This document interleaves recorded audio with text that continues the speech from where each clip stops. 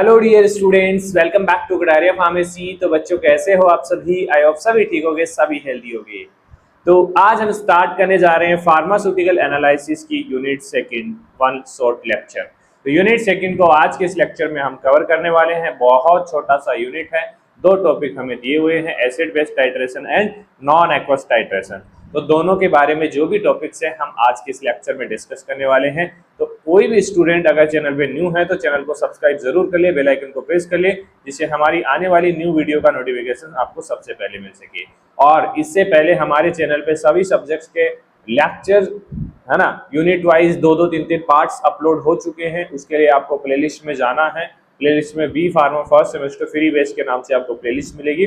उसमें complete subject के lectures मिलेंगे, इसके साथ साथ ये वन शॉट लेक्चर्स भी मिलेंगे। और इसके बाद इंपॉर्टेंट क्वेश्चंस के लेक्चर भी आने वाले हैं। और notes, crash course, short notes कुछ भी चाहिए तो आप हमारा एप्लीकेशन डाउनलोड कर सकते हैं प्ले स्टोर से। वहाँ पे सारी चीजें अफोर्डेबल प्राइस में आप लोगों को मिल जाएगी। बाकी डिस्काउंट्स वगैरह चाहिए तो आप टेलीग्राम ग्रुप ज्वाइन कर लीजिए, वहाँ पे कूपन कोड्स भी मिल जाएंगे। तो सिलेबस होने वाला है, आप अच्छे तरीके से जानते हैं। यूनिट सेकंड का सिलेबस है, दो ही टॉपिक है इसके अंदर, एसिड बेस टाइट्रेशन और नॉन एक्वस टाइट्रेशन। ठीक है, तो एसिड बेस में theory of acid base indicator, classification of acid base titration, theory involve in titration of strong, weak and very weak acid and base and neutralisation curve. तो बेटा देखिए, neutralisation curve important है बहुत ज्यादा, 5 marks का question है, पूछा जाता है। इसके अलावा theories involve in titration of strong acid, weak acid, very weak acid, ये भी आप याद कर लेना, क्योंकि ये याद कर लोगे तो न्यूट्रलाइजेशन कर्व इजीली याद हो जाएगा। उसके बाद आता है नॉन एक्वस टाइट्रेशन। देखिए कभी कभी कंप्लीटली पूछ लिया जाता है नॉन एक्वस टाइट्रेशन के बारे में।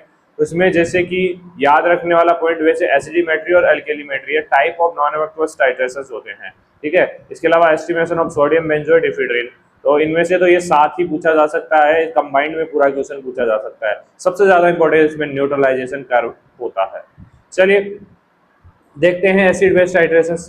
तो जैसा नाम है, एसिड और बेस के बीच टाइट्रेशन की जाएगी और दोनों को न्यूट्रलाइज किया जाएगा, तभी हमारा रिजल्ट आएगा। मतलब न्यूट्रल करना है भाई, कुल मिला के बात यही है। तो डेफिनेशन क्या होगी एसिड बेस टाइट्रेशन की? एसिड बेस टाइट्रेशन ये वॉल्यूमेट्रिक मेथड, मतलब वॉल्यूम मेजर किया जाता है to use to determine the unknown concentration of an acid और base by neutralising it with a. मतलब कोई भी अननोन सॉल्यूशन, अननोन कंसंट्रेशन का सॉल्यूशन है एसिड और बेस का, उसको न्यूट्रलाइज किया जाता है विद ए स्टैंडर्ड सॉल्यूशन। एक स्टैंडर्ड जो पहले से बना बनाया सॉल्यूशन है उसका हम यूज करते हैं, और उसके साथ इंडिकेटर यूज करते हैं, पीएच मीटर यूज करते हैं, और उसको न्यूट्रलाइज करते हैं। ठीक है, उसको हम बोलते हैं एसिड बेस टाइट्रेशन। ये आपने प्रैक्टिकल्स भी परफॉर्म किए होंगे अगर आप लेबोरेटरीज में गए हैं तो। देखिए ज्यादातर जो हमारा फार्मास्यूटिकल एनालिसिस है वो लेबोरेटरी बेस है बेटा। देखिए थ्योरी कम है लेकिन लेबोरेटरी वाली चीजें इसके अंदर ज्यादा है। तो जो बच्चा अगर प्रैक्टिकल किया होगा ना उसको बहुत अच्छे से समझ में आ रहा होगा। बाकी जो नहीं भी किया है टेंशन मत लीजिए, आप पढ़ लीजिए इसको, आपका काम हो जाएगा। ठीक है, चलिए एसिड बेस टाइट्रेशन एक आयतन मिति पद्धति है, मतलब वॉल्यूमेट्रिक मेथड है, जिसमें किसी अज्ञात अननोन कंसंट्रेशन का अम्ल या क्षार की कंसंट्रेशन हम पता करते हैं। ठीक है, उसके मानक घोल को, उसका जो भी घोल है, स्टैंडर्ड जो सॉल्यूशन है उसके साथ उसको कंपेयर किया जाता है, न्यूट्रलाइज किया जाता है। ठीक है, तो टाइट्रेशन में क्या होगा, बैलेंस फाइट होगी एसिड और बेस के बीच। जब दोनों बराबर होंगे तो एंड पॉइंट हमारा आ जाएगा।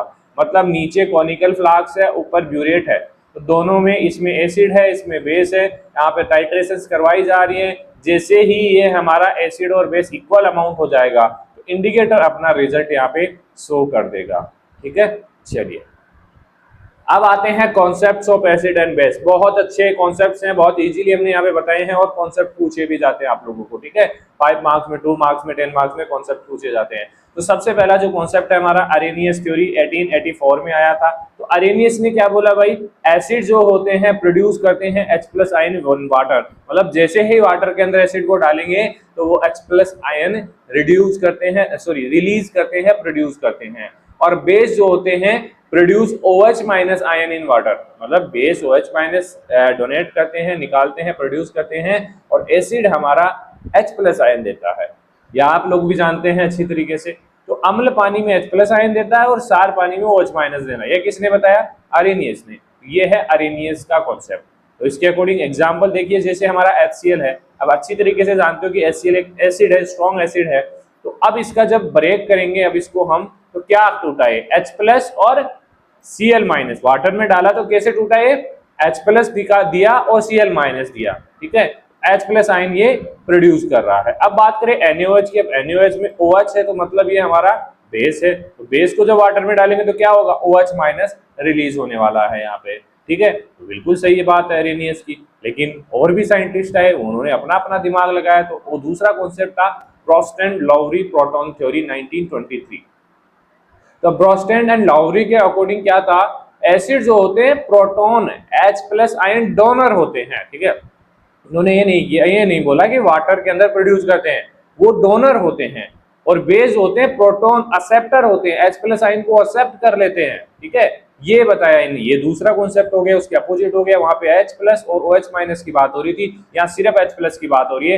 एक तो एसिड जो है वो डोनेट कर रहा है और बेस जो है ले रहा है, इतना ही काम है, ठीक है। अम्ल प्रोटॉन दाता है, सार जो होता है प्रोटॉन ग्राही है। तो इसमें देखिए एग्जांपल्स की हम बात करें तो HCl और H2O है, इन दोनों की रिएक्शन हुई, मतलब HCl को हमने वाटर में डाला, उसमें क्या हुआ, H3O+ आयन बना यहाँ पे, और Cl- यहाँ पे निकल गया। तो H3O क्या हुआ, मतलब वाटर ने HCl से जो H+ आयन निकला था उसको ले लिया है, ग्रहण कर लिया है, मतलब एक्सेप्ट कर लिया है। तो ये क्या हुआ भाई, वाटर क्या हुआ जिसने लिया है, तो ये हमारा बेस हो गया अकॉर्डिंग टू ब्रोस्टैंड-लाउवरी। और HCl क्या हुआ, ये एसिड हो गया क्योंकि इसने H+ आयन डोनेट कर दिया, और वो डोनेट जो किया है वो H2O ने एक्सेप्ट करके H3O+ आयन बन गया। H2 हमारा बेस हो गया, HCl हमारा एसिड हो गया। ऐसे ही NH3 है, H2 है, NH3 हमारा बेस है, तो अगर इसको हम वाटर में डालेंगे तो क्या बनेगा, NH4+ आयन बनेगा, क्योंकि इससे एक हाइड्रोजन निकल चुका है, और यहाँ पे हमारा OH- बनेगा। OH- H2O ने क्या किया, H2O ने फिर से एक्सेप्ट कर लिया भाई, ठीक है। NH4 रिलीज हो गया तो एक आयन कम हो गया, तो ये हमारा बेस है, और ये बेसिकली H2O जो हमारा है यहाँ पे OH- बना लिया, तो मतलब इसने एक्सेप्ट कर लिया, इसके पास ज्यादा हो गया एक आयन, तो इसको हम एसिड बोलेंगे, ठीक है। ये किसका था भाई, ब्रोस्टैंड-लाउवरी के अकॉर्डिंग, ठीक है। HCl एसिड है और Cl- इसमें कंजुगेटेड बेस होने वाला है, और NH3 बेस है और NH4 वहां पे कंजुगेटेड एसिड होने वाला है, ठीक है। कंजुगेटेड एसिड, कंजुगेटेड मतलब कि भाई जो बना है बाद में, मतलब पहले यहाँ पे बेस था, उसके बाद ये यहाँ पे क्या हुआ, इसका प्रोटॉन निकल गया है, तो ये एक तरीके से कंजुगेटेड एसिड हो गया है, क्योंकि इसने प्रोटॉन को डोनेट कर दिया है, ठीक है, सॉरी एक्सेप्ट कर लिया है इसने। चलिए, बेस एक्सेप्ट करते हैं और एसिड डोनेट करते हैं, इतना याद रखना आप लोगों को। नेक्स्ट आता है ल्यूविस इलेक्ट्रॉन थ्योरी। 1923 में ल्यूविस ने भी बताया भाई, अपना कॉन्सेप्ट दिया कि भाई ऐसे नहीं है, ऐसे होगा। जो एसिड है इलेक्ट्रॉन पेयर एक्सेप्टर हैं, मतलब इलेक्ट्रॉन जो पेयर्स होते हैं उनको एक्सेप्ट कर लेते हैं, ठीक है, और बेस जो है इलेक्ट्रॉन पेयर को डोनेट कर देते हैं। तो भाई इन्होंने भी एग्जांपल दिया, जैसे BF3 है, NH3 है, BF3 हमारा एसिड हो गया, NH3 बेस है, ये बेसिकली एक्सेप्ट कर रहा है किससे, किससे, इलेक्ट्रॉन पेयर डोनर है, तो डोनर है, तो NH3 क्या कर रहा है, डोनेट कर रहा है किसको, BF3 को, BF3 को ये इलेक्ट्रॉन जो पेयर्स हैं वो डोनेट कर रहा है। ल्यूविस लव इलेक्ट्रॉन्स, ठीक है, इलेक्ट्रॉन एक्सेप्टर। चलिए अब बात करते हैं एसिड बेस इंडिकेटर्स की। तो इसके लिए भी दो साइंटिस्ट थे, उन्होंने अलग अलग अपना कॉन्सेप्ट दिया। तो इंडिकेटर्स क्या है भाई, indicators are weak organic dyes हैं which change colour at particular pH. देखिए हम कोई भी टाइट्रेशंस करते हैं तो उसके अंदर इंडिकेटर्स यूज करते हैं, तभी हमें पता लगता है ना कि भाई हमारा रिजल्ट आ गया है। अब वो इंडिकेटर का कलर चेंज कैसे होता है ये भी तो जानना जरूरी है। कलर चेंज क्या हुआ, क्या हुआ कि भाई पहले उसमें एसिड था फिर बेस में कन्वर्ट हो गया तो बेस की वजह से कलर हो गया हो, है ना, या फिर ऐसे हो कि एसिड का कलर कलरलेस है और बेस का कलर है, तो जैसे ही वो बेस एसिड में कन्वर्ट होगा तो अपना कलर ले लेगा। इस तरीके से कॉन्सेप्ट इन्होंने दिए। तो सबसे पहला जो कॉन्सेप्ट था ओस्टवार्ग थ्योरी, इसको हम बोलते हैं 1891 में आया ये। इन्होंने क्या बोला, जो इंडिकेटर्स है हमारे, जैसे फिनोप्थलीन है, मिथाइल ऑरेंज है, और भी है, क्रिस्टल वॉयलेट है, तो ये क्या है, वीक एसिड और वीक बेस है, ठीक है। वीक एसिड और वीक बेस है तो colour are depend on ionise versus unionise form, ionise और अनआयोनाइज फॉर्म में। ठीक है। तो यहाँ पे देखिए इन्होंने एग्जाम्पल दिया कि फिनोप्थलीन जो है एसिडिक फॉर्म में, कौन सी फॉर्म में, एसिडिक फॉर्म में कलरलेस है। मान लो ये बीकर है, इसके अंदर हमारा सॉल्यूशन है और वो एसिडिक है, तो एसिडिक है तो इस कलरलेस है ना। अब हम इसकी टाइट्रेशन करवा रहे हैं, इसमें बेस है, ठीक है, बेस हम इसके अंदर डाल रहे हैं और जैसे ही इसमें एसिड का अमाउंट खत्म होगा और बेस का अमाउंट ज्यादा होगा तो बेस तो पिंक कलर के होते हैं, तो ये हमारा पिंक कलर में कन्वर्ट हो जाएगा। तो इनकी बात भी सही है भाई, बहुत अच्छे से समझाया इन्होंने। अब मिथाइल ऑरेंज की बात करें तो मिथाइल ऑरेंज के अकॉर्डिंग एसिड जो होते हैं रेड होते हैं, तो पहले कलर रेड होगा और येलो बेस, जैसे ही बेस की मात्रा बढ़ जाएगी तो वो येलो कलर में चेंज हो जाएगा, वहां पे हमारा रिजल्ट आ जाएगा। सही बात है। तो पोस्टवार्ड old school ionisation base, unionise और आयोनाइज फॉर्म पे ये बेस था, ठीक है। ये था कॉन्सेप्ट ऑफ पोस्टवार्ड थ्योरी। दूसरा है भाई क्योनोइड थ्योरी। तो क्योनोइड्स के अकॉर्डिंग क्या है, indicator exist in two tautomeric forms, मतलब कि इनकोडिंग ये था कि भाई इंडिकेटर्स होते हैं दो फॉर्म में प्रेजेंट होते हैं, टूटोमेरिक फॉर्म में प्रेजेंट होते हैं। पहली क्योनोइड फॉर्म, दूसरा है बेंजेनोइड फॉर्म, ठीक है। तो क्योनोइड फॉर्म जब तक रहेगी तो वो कलर रहेगा, मतलब उसको कलर रहेगा, कोई भी पिंक रेड जो भी है। और बेंजेनोइड फॉर्म में जैसे ही कन्वर्ट होगा तो लाइट कलर उसका हो जाएगा। तो आप देखते हैं कि जो भी कलर आता है वो लाइट कलर होता है सबसे पहले, धीरे धीरे और ज्यादा अमाउंट ऐड करते हैं तो स्ट्रॉन्ग कलर होता है। तो फिनोप्थलीन यहाँ पे देखिए बेंजेनोइड फॉर्म में कलरलेस रहता है, ठीक है, और क्योनोइड फॉर्म में पिंक कलर का होता है। इन्होंने अपना कॉन्सेप्ट दिया। तो quinonoid quick colour change due to structural shift, मतलब जैसे ही फिनोप्थलीन में चेंजेस होता है उसकी वजह से उसका स्ट्रक्चरल चेंज होगा और उसका कलर चेंज होगा या कलर डिसअपीयर होगा, ये इन्होंने समझाया था, ठीक है। दोनों की कॉन्सेप्ट अपनी अपनी जगह सही है, हमें याद करना है, हमारा काम याद करना है, इसको ये नहीं बोलना कि ये सही है वो गलत है, दोनों ही सही है, ठीक है। चलिए अब बात करते हैं classification of acid base titration. 4 type की होती है बेटा, मैंने बोला न्यूट्रलाइजेशन करो इंपॉर्टेंट होते हैं, तो ये क्लासिफिकेशन ऑफ एसिड बेस इसी पे आधारित है हमारा न्यूट्रलाइजेशन कर्व कैसा बनेगा, ठीक है। तो इनको आपको याद कर लोगे तो न्यूट्रलाइजेशन कर्व अच्छे से याद हो जाएगा, ठीक है। सबसे पहला जो क्लासिफिकेशन आता है strong acid versus strong base. HCl यहाँ पे स्ट्रॉन्ग एसिड है और NaOH हमारा बेस है। इस कंडीशन में जो pH होने वाला है वो इक्विवेलेंट होने वाला है, मतलब दोनों ही स्ट्रॉन्ग है बेटा, दोनों स्ट्रॉन्ग होंगे तो ना तो एसिडिक pH होने देंगे ना बेसिक होने देंगे, तो इनकी pH इक्वल होने वाली है, न्यूट्रल होने वाली है। तो साफ स्टीप कर्व, जो कर्व बनेगा वो साफ बनेगा, ठीक है, एकदम साफ, ठीक है, कोई चेंजेस नहीं आएगा। इंडिकेटर्स यहाँ पे फेनोप्थलीन और मिथाइल ऑरेंज यूज होंगे, ठीक है। अब आता है strong acid versus weak base, मतलब भाई बेस जो है वो वीक हो चुका है यहाँ पे, तो किसकी ज्यादा वो रहेगी, स्ट्रेंथ किसकी ज्यादा रहेगी, कंसंट्रेशन किसकी ज्यादा आएगी, स्ट्रॉन्ग की रहेगी भाई, है ना, स्ट्रॉन्ग ही यहाँ पे राजा है। तो HCl वर्सेस NH4OH, तो भाई जैसे स्ट्रॉन्ग एसिड है तो पीएच क्या होना चाहिए, एसिडिक होना चाहिए ना। तो यहाँ पे देखिए इक्विवेलेंस पीएच जो होने वाली है वो लेस देन 7 होगी, मतलब एसिडिक होगी। अगर बात करें कि भाई यहाँ वीक एसिड हो जाए और स्ट्रॉन्ग बेस हो जाए तो उल्टा हो जाएगा। तो यहाँ पे कर्व लेस स्टीप होगा कर्व हमारा, ठीक है, इंडिकेटर मिथाइल ऑरेंज यूज होगा। अब यही कंडीशन आ गई भाई, वीक एसिड है और स्ट्रॉन्ग बेस है तो बेस की मात्रा, बेस की स्ट्रेंथ ज्यादा है, तो यहाँ पे पीएच क्या होगा, अबाउट 7 होगा, बिल्कुल सही है। Equivalence pH is more than 7 basic, और buffer region before end point, और इंडिकेटर इसमें फिनोप्थलीन यूज होता है जो आपको दिखाई नहीं दे रहा है, ठीक है। तो आप बंद आंखों से इसको देखो। चलिए एक हो रह गया हमारा वीक एसिड वीक बेस, दोनों ही वीक है तो क्या होगा भाई, पीएच यहाँ पे भी 7 के पास ही रहेगा, ठीक है। एक स्ट्रॉन्ग और वीक, वहां पे दोनों स्ट्रॉन्ग थे और दोनों वीक है, दोनों ही कंडीशन में क्या होगा, पीएच सेम रहेगी। जैसे ही एसिड की मात्रा बढ़ी, एसिड स्ट्रॉन्ग हुआ तो पीएच कम हो गया, बेस स्ट्रॉन्ग हुआ पीएच बढ़ गया, हो गए ना 4 हमारे टाइट्रेशन। ऐसे ही हमारे 4 न्यूट्रलाइजेशन कर्व होते हैं जो आपको आगे समझ में आएंगे। तो भाई सिंपल सा ट्रिक है, strong strong neutral, strong acid weak base acidic, weak acid strong base basic, weak weak no clear end point, neutral हम बोल सकते हैं इसको। चलिए भाई अब बात करते हैं हम न्यूट्रलाइजेशन कर्व की। तो डेफिनेशन क्या है भाई, neutralisation curve is a graph of pH versus volume of titrate added during titration. मतलब कि हम टाइट्रेशन कर रहे हैं ऊपर हमारा ब्यूरेट है और नीचे हमारा कोनिकल फ्लास्क है। ठीक है, कोनिकल फ्लास्क में हमारा जो भी जिसका भी टेस्ट हम कर रहे हैं, इसमें जो भी हमारा जिसके साथ टाइट्रेशन हम करवा रहे हैं, टाइट्रन जो है, ठीक है, तो इसके अंदर हम टाइट्रन को ऐड कर रहे हैं, टाइट्रेशन कर रहे हैं, तो पीएच तो चेंज होगी ना। तो मान लीजिए 10 ml ऐड करा तो कितना पीएच बढ़ा, 1 पॉइंट बढ़ा, 2 बढ़ा। पीएच और वॉल्यूम, वॉल्यूम मतलब कितना ऐड हो रहा है सॉल्यूशन हमारा टाइट्रन, और पीएच मतलब भाई पीएच तो वही है, एसिडिक पीएच भी है, बेसिक पीएच कितना बढ़ रहा है, 1 2 3 4 14 तक जाता है ना पीएच, उस टाइप से उनके बीच ग्राफ बनेगा जैसा हमने टाइट्रेशन देखी। तो बेसिकली हमारे जो न्यूट्रलाइजेशन कर्व हैं 4 टाइप के होते हैं, जो पीछे वाली रिएक्शन देखी।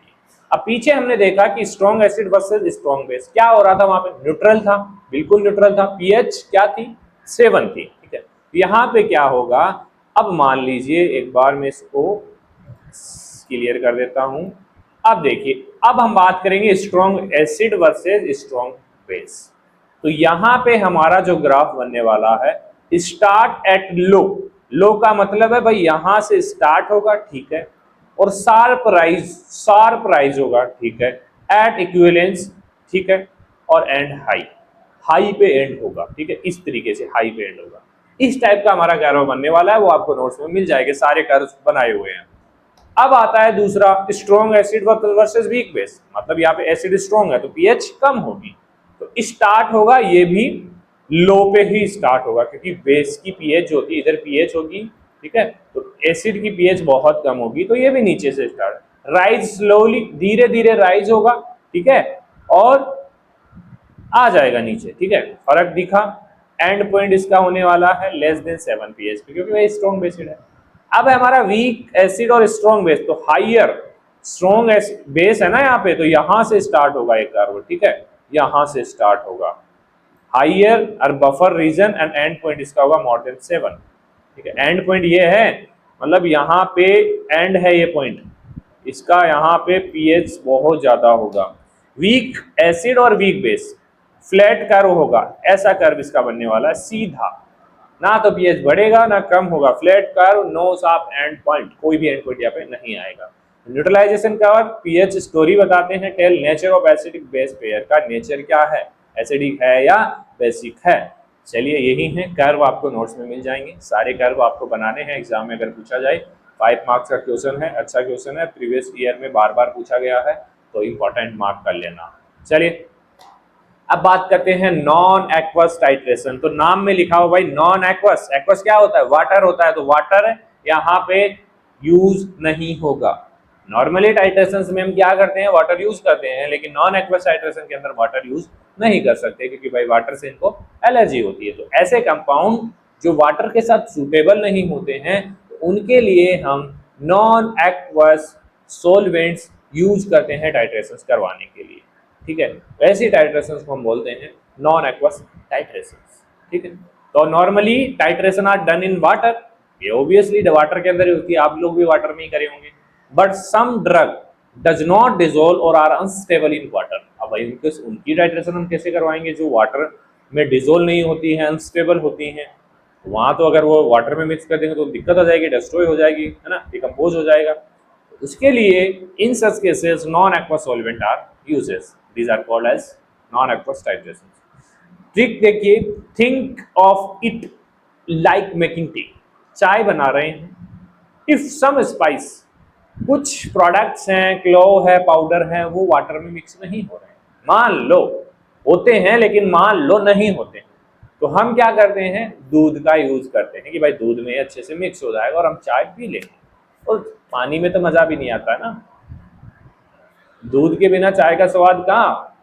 तो वैसे ही हम नॉन एक्वस टाइट्रेशन के अंदर when drug are not dissolve in water, not suitable in water, unstable in water, तो वी यूज अदर सॉल्वेंट्स, जिनको हम बोलते हैं नॉन एक्वस सॉल्वेंट्स। चलिए भाई, तो कौन कौन से किस किस टाइप के हमारे नॉन एक्वस सॉल्वेंट्स होते हैं याद कर लेना बेटा, ठीक है। क्वेश्चन यहीं से आएंगे और कहीं से नहीं आएंगे, सिलेबस के बाहर से कोई भी क्वेश्चन नहीं आएगा, ठीक है। तो 4 टाइप से डिवाइड किया गया। फर्स्ट है एप्रोटिक सॉल्वेंट। एप्रोटिक मतलब ना तो ये प्रोटॉन को डोनेट करते हैं ना ही एक्सेप्ट करते हैं, मतलब जिस भी ड्रग के अंदर, जिस ड्रग को इसके अंदर मिलाया जाएगा उसके साथ कोई छेड़छाड़ नहीं करेंगे बेटा, जस्ट डिजोल्व समझते हैं, उसको अपने अंदर घोले रखेंगे बस, इतना काम इनका होने वाला है। एग्जाम्पल है बेंजीन और क्लोरोफॉर्म, कोई छेड़छाड़ नहीं एसिड और बेस के साथ। साइलेंट स्पेक्टेटर्स हैं, जस्ट वॉच डोंट इंटरफेयर, कोई भी इंटरफेरेंस ये नहीं करेंगे। आगे आता प्रोटोफिलिक सॉल्वेंट, मतलब कि प्रोटॉन को एक्सेप्ट कर रहा है, एक्ट एज बेस, बेस की तरह काम कर रहा है क्योंकि बेस बेसिकली प्रोटॉन को एक्सेप्ट करता है। एग्जाम्पल है लिक्विड अमोनिया, पायरिडीन, ठीक है। ट्रिक की बात करें, like ग्रेडी students they grab protons, proton चुरा लेते हैं बेटा, गेन कर लेते हैं, ठीक है। प्रोटोजेनिक सॉल्वेंट, प्रोटॉन डोनर है तो एसिड होगा, act as acid. Glacial acetic acid, formic acid, यहाँ पे एसिड आपको साफ साफ दिखाई दे रहा। Trick like generous teacher always donating, भाई हमेशा ज्ञान देते रहते हैं बच्चों को, ठीक है, ऑलवेज डोनेटिंग H+। इसके बाद आता है amphiprotic solvent, can act both ways, दोनों तरीके से काम करते हैं भाई, ना इधर के हैं ना उधर के हैं, कभी प्रोटॉन एक्सेप्ट करेंगे कभी प्रोटॉन डोनेट करेंगे, इनको हम बोलते हैं एम्फीप्रोटिक सॉल्वेंट्स। एग्जांपल देखिए, अल्कोहल है, एसिटिक एसिड है, ठीक, mode changing friends, sometime acidic sometime basic, ठीक है। तो ये these are the four solvent, non aqueous solvents are used in non aqueous titrations, ठीक है, याद कर लेना बेटा। चलिए भाई आगे देखते हैं सॉल्वेंट क्या होते हैं भाई। Solvent are liquid that dissolve analyte and control acid base system in non aqueous surfaces, मतलब एनालाइट जो भी जिसका भी एनालिसिस हम कर रहे हैं उसको डिसॉल्व करते हैं और इसकी एसिड बेस स्ट्रेंथ को बनाए रखते हैं, ऐसे प्रोडक्ट को, ऐसे लिक्विड्स को हम बोलते हैं सॉल्वेंट्स, ठीक है। तो type of non aqueous titration दो टाइप की है भाई, एसिडिमेट्री एल्कलीमेट्री। एसिडिमेट्री नाम में ही छुपा हुआ है कि यहाँ पे क्या होने वाला है, एसिड होने वाला है। तो no acidimetry in non aqueous titration की डेफिनेशन क्या है भाई, titration of weak base with strong acid in a non aqueous medium, मतलब यहाँ पे वीक बेस और स्ट्रॉन्ग एसिड की टाइट्रेशन होने वाली है। तो कॉमन सॉल्वेंट यहाँ पे क्या यूज होगा भाई, acidic glacial acetic acid. Titrant यहाँ पे परक्लोरिक एसिड यूज होगा और इंडिकेटर यहाँ पे crystal violet, methyl violet use होगा। एग्जांपल्स की बात करें जैसे एट्रोपिन है, एफेड्रिन है, कोकेन है, एंटिहिस्टामिन है, इनके लिए बेसिकली टाइट्रेशन होती है क्योंकि ये है वीक एसिड और वीक बेसिक ड्रग्स, ठीक है, sorry strong acid weak basic drugs. ठीक की बात करें, weak base are needed as stronger teacher acid, मतलब कि वीक बेस के लिए हमें चाहिए strong teacher acid in different classroom solvents, different solvents के अंदर। अच्छे अच्छे ट्रिक्स हैं, आप लोग ट्रिक को याद रखोगे तो मजा आएगा। आगे है एल्कलीमेट्री नॉन एक्वस, इसमें क्या है भाई, titration of weak acid with strong base in a non aqueous medium. तो यहाँ पे क्या है भाई, एसिड को क्या चाहिए, स्ट्रॉन्ग टीचर चाहिए, स्ट्रॉन्ग पार्टनर चाहिए जो होगा बेस। तो titration of weak acid with strong base in non aqueous medium, यहाँ पे भी glacial acetic acid, menthol. Titrant जो यूज होगा यहाँ पे sodium methoxide, indicator phenolphthalein, thymol blue, और एग्जांपल है aspirin, phenobarbital, sulphonamide, ascorbic acid के लिए हम बेसिकली एल्कलीमेट्री टाइट्रेशंस करते हैं, ठीक है। ट्रिक की बात करें तो weak acid need a stronger partner outside water to react, water के बाहर रिएक्ट करने के लिए इन दोनों को एक साथ रखा जाता है भाई, है ना, नॉन एक्वस सॉल्वेंट्स के अंदर। ये दो टाइट्रेशन है हमारे नॉन एक्वस के। चलिए भाई प्रैक्टिकल एग्जाम की बात करें, सॉरी एग्जाम्पल तो दिए हुए हैं हमारे सिलेबस में। फर्स्ट है एस्टिमेशन ऑफ सोडियम बेंजोएट, मतलब वीकली एसिडिक होता है ये, इसका एस्टिमेशन कैसे करते हैं, sodium benzoate we have a weak base in glacial acidic acid, acidic acid में डालते ही ये वीक बेस की तरह काम करेगा। तो titrated with perchloric acid using crystal violet indicator, इसको परक्लोरिक एसिड के साथ टाइट्रेट किया जाएगा क्रिस्टल वॉयलेट इंडिकेटर की प्रेजेंस में। यहाँ पे रिएक्शन हमारी होगी, यहाँ पे हमारा सोडियम बेंजोएट है और ये परक्लोरेट से रिएक्शन करके बनाएगा यहाँ पे हमारा बेंजोइक एसिड, ठीक है, और NaClO4 जो सोडियम क्लोरेट है वो हमारा निकल जाएगा। तो benzoate become over confident base है, perchloric acid salt it acid और मेक बेंजोइक एसिड, मतलब परक्लोरिक एसिड इसको बेंजोइक एसिड बना देता है भाई, ठीक है। पहले ये बेस था, कॉन्फिडेंटली बेस था कि भाई मैं बेस हूँ, लेकिन जैसे इसको परक्लोरिक एसिड के साथ टाइट्रेट करवाया गया तो बन गया ये बेंजोइक एसिड बन गया, ठीक है। दूसरा है estimation of ephedrine HCl। HCl हमारा क्या है, एक बेसिकली ड्रग तो वीक बेसिक ड्रग है, लेकिन HCl एक तरीके से बात करें, ephedrine is weak base with titrated with perchloric acid in glacial acetic acid, ठीक है। तो ग्लेशियल एसिटिक एसिड के अंदर इसको रिएक्ट करवाया जाएगा, इंडिकेटर्स की बात करें तो क्रिस्टल वॉयलेट यूज होगा, और यहाँ पे हमारा C10H15ONHCH3 ये इफेड्रिन का बेसिकली फॉर्मूला है, और HClO4 परक्लोरिक एसिड के साथ रिएक्ट करके ये भी हमारा यहाँ पे एक तरीके से एफेड्रिन का एक आयन बन गया। उसके बाद हमारा परक्लोरिक में से क्लोरेट यहाँ पे निकल जाएगा ClO4, ठीक है। तो ephedrine like a naughty student, weak base होता है, परक्लोरिक एसिड स्ट्रिक्ट टीचर होता है जिसको कंट्रोल कर लेता है, ठीक है। तो ये हो गए हमारे 2 कंपाउंड्स। आई थिंक ये कंप्लीट हो चुका है। बाकी अगर और भी डिटेल में आपको पढ़ना है तो आप हमारे लेक्चर्स देख सकते हैं जो प्रीवियस इसी प्लेलिस्ट के अंदर बने हुए हैं। ऊपर जाके देखोगे आप, प्लेलिस्ट में स्टार्टिंग से लेक्चर से स्टार्ट है। बाकी नोट्स, ये डिटेल नोट्स, शॉर्ट नोट्स, ठीक है, वो सारे आपको इंपॉर्टेंट क्वेश्चन, मॉडल पेपर्स आपको हमारे ऐप पे मिलेंगे। आप ऐप डाउनलोड कर लीजिए। कोई भी डाउट हो आप इस नंबर पे व्हाट्सअप मैसेज कॉल कर सकते हैं। टाइमिंग 9 to 7 PM, ठीक है। पर्सनल गाइडेंस आपको मिलेगी, अफोर्डेबल प्राइस में नोट्स मिलेंगे, हर एक प्लेटफॉर्म पे आपको सारी चीज़ें मिलने वाली हैं। तो आप बेझिझक डाउनलोड कर सकते हैं। कोई भी डाउट हो बेटा किसी भी चीज़ रिलेटेड, आप इस नंबर पे मैसेज जरूर करना, बिना सोचे समझे कमेंट मत करना। देखिए हमें भी थोड़ा बहुत नुकसान होता है इस चीज़ों से कि बच्चों का इंप्रेशन खत्म होता है। अगर कोई बच्चा बिना मेरे से बात किए मेरे ऊपर गलत कमेंट कर रहा है तो वो सही नहीं है। अब ये चीज़ आप अपने ऊपर लेके देना। तो कोई भी आप प्रॉब्लम में हो तो आप इस नंबर पे मैसेज कर सकते हो, व्हाट्सअप कर सकते हो, या मेरे को कॉल कर सकते हो, ठीक है। आपका सोल्यूशन होगा, बाद में आपको जो करना है वो कर सकते हो, ठीक है। चलिए मिलते हैं नेक्स्ट सेक्शन में। धन्यवाद।